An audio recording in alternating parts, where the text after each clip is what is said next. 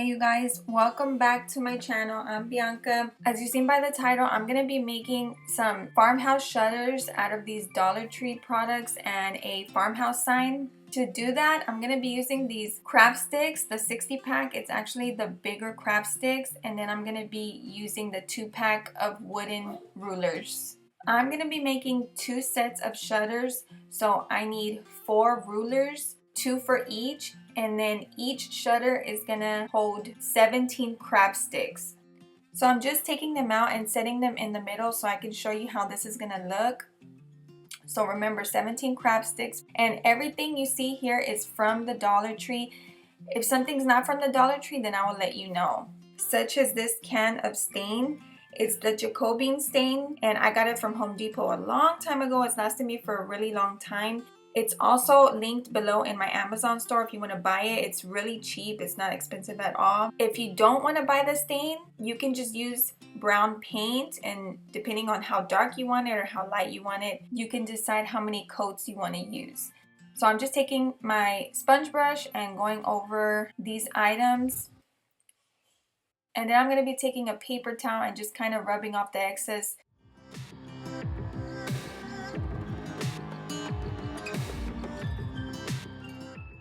Okay, now I'm going to be staining the craft sticks, and I kind of try my best not to touch the stain. Either way, it's going to get all over my hand because I have to touch the craft sticks, but you can wear a glove, and the only reason why I'm saying that is because the stain is really oily. So when I'm done and I wash my hands, it's kind of hard to take off the stain and the oil from my hands. So just use really good soap. I used Dawn soap and it came off of my hands pretty well. Also, you probably noticed I did stain the front and the back of the rulers, but I'm not going to stain the back of the craft sticks because when I do glue everything down, I want you to be able to tell what I'm doing in the video. So just for video purposes, that's why I didn't stain the back of the craft sticks, but you can go ahead and stain the front and the back of the rulers and the craft sticks.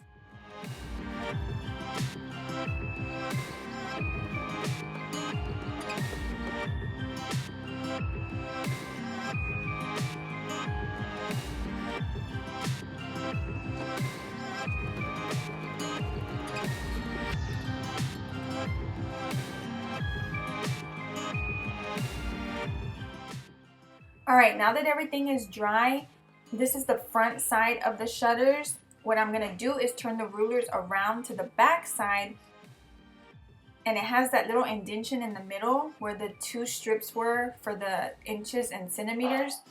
This is going to help me glue the craft sticks onto the rulers for the shutters. So we're looking at the back of the shutters. I'm going to be turning around the craft sticks one by one, and I'm going to be using this Gorilla Glue to glue everything down. That way I know it's a really secure hold.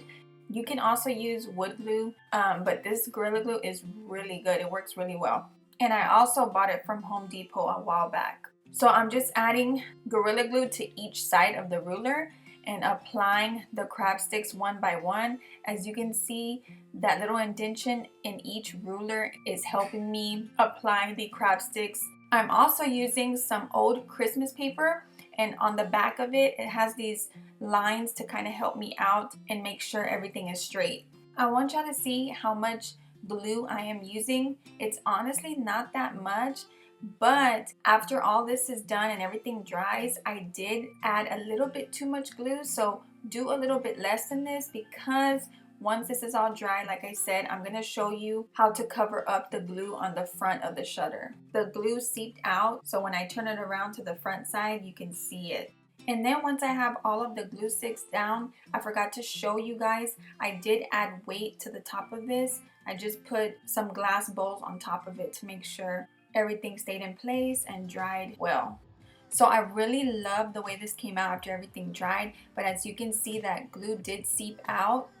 I'm going to show you the other shutter that I made, and I covered it up really well. You can't even tell that the glue did seep out because I painted it and stained it again. So that's what I'm going to show you.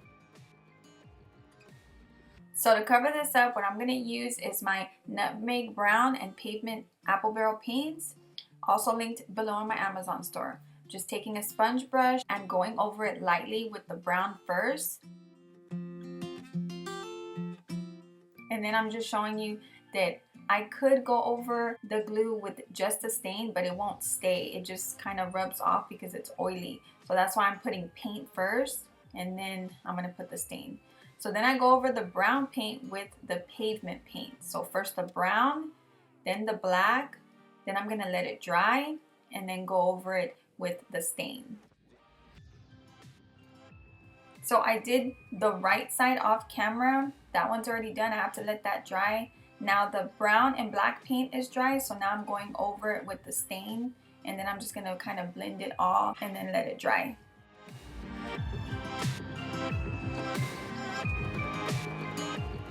So it's not completely dry, but I'm gonna go ahead and add this greenery to the middle of it with my hot glue gun, and I'm just gonna try not to touch the wet part of it. And then I'm just gonna finish the look with a little bit of twine. I just want to let you guys know that everything on this was from the Dollar Tree except for the greenery. So before showing you the shutters, I'm going to create this centerpiece with this tray, and then once everything is done, I'll show you how that looks. To get started with this, I'm going to be painting the whole tray with my pavement paint. I want to make sort of a black circular sign, and it's going to be in the middle of the two shutters that I just made. So I'm going to paint the whole thing, let it dry, and then do a second coat.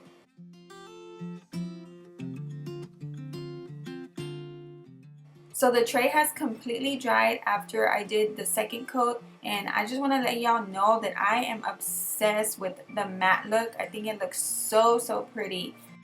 So I'm going to take my linen white chalk paint that I always use every time I use white paint, and I'm going to create sort of a shiplap look. I really like doing that. So the brush that I'm using is a really old brush that I just have lying around. I'm going to be taking that to help me create the shiplap look. I'm using that sticker ruler that was on top of the wooden ruler that I just used for the shutters. It was really easy to use because it's still sticky, so I was able to stick it on there, and it helped me draw the lines really well.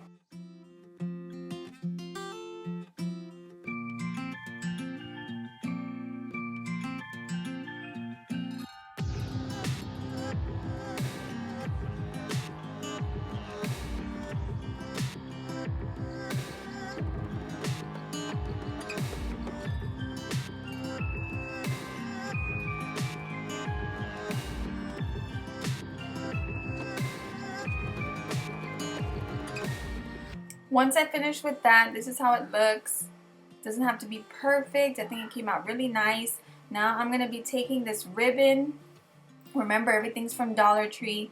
This is just a burlap ribbon, and there's no really easy way to explain me making the bow. If you could just kind of follow along with what I'm doing. I'm creating 4 loops and then a 5th one at the bottom, and connecting everything to the back in the middle. Then I scrunch everything up and wrap that twine around it and create a knot in the back, and then I wrap it around a second time just to secure it really well and make another knot in the back. Once I finish with that, you see the big bottom loop on the bottom. I'm going to cut that in the middle, and it's going to create those 2 hanging pieces. Then I'm going to fold it and create that little V shape at the bottom of both pieces. Now I take these dogwood flowers, and I'm going to be cutting them and arranging them around and underneath the bow. Once I figure out how I want the flowers to be arranged all around there, then I'm going to hot glue down the bow and the flowers.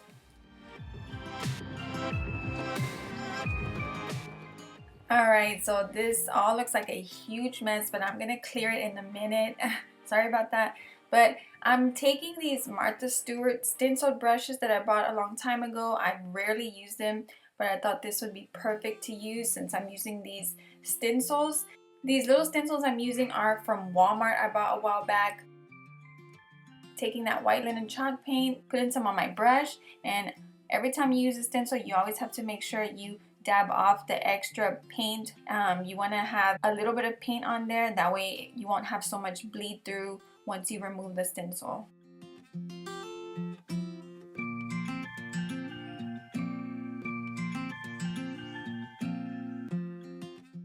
Then I remove the stencil and I just touch up any little areas that I got that white paint where I didn't want it with my pavement paint. And yeah, that's pretty much it. So this is how I set it up for you guys. I just used some command strip tape and put this all together. So this is really an example of how you could set this up. If you want to just make the shutters for something else, you can, and have like a different centerpiece in the middle. Or if you want to just make the sign in the middle, you can make that and put it like on your front door as a door hanger or on any farmhouse hooks. You know, it's up to you. I just decided to put this all together. So yeah, that's pretty much it for this video, you guys. I hope you all enjoyed it. Don't forget to like and subscribe. It really helps me out in growing my channel, and I'll see you guys next time.